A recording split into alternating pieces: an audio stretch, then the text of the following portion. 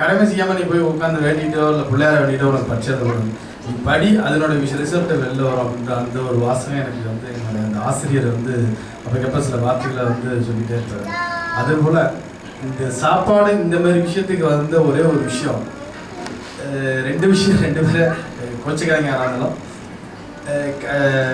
நம்ம காலத்தில் இவர் சிவாஜியும் எம்ஜிஆரையும் கம்பேர் பண்ணி பார்த்தோம்னா ரெண்டு பேருமே கஷ்டப்பட்டு முன்னேறின ஒரு நபர். வாழ்க்கையில் ரெண்டு பேருமே கஷ்டப்பட்டு கீழிலேருந்து முன்னேறிய ஒரு கலைஞர், அவர் ஒரு பெரிய கலைஞர், ரெண்டு பேருமே முன்னேறி ஒரு வகையில் போனாங்க. அதில் ஒரு விஷயம் சொல்கிறது கேட்டது உண்மையும் கூட. கலைஞர் எம்ஜிஆர் வீட்டுக்கு போனால் யார் வீட்டுக்கு போனாலும் அந்த இடத்துல என்ன இருக்கோ அதை சாப்பிட்டு போகணும், சாப்பிட்டு செய்யணும் அப்படின்னு சொல்லுவாரா, சாப்பிட்ற சாப்பாடு அரேஞ்ச் பண்ணுவாங்க அந்த இடத்துக்கு. அவர் வீட்டில் நம்ம கஷ்டப்பட்டது மாரி மற்றவங்க கஷ்டப்படக்கூடாது அப்படின்ற ஒரு விஷயம் அவருடைய மேலோங்கி இருந்தது. அதே சிவாஜி வீட்டுக்கு போனால் அவர் அந்த அளவுக்கு பண்ண மாட்டார். நான் கஷ்டப்பட்ட மாதிரி நீ கஷ்டப்பட்டு முன்னேறு.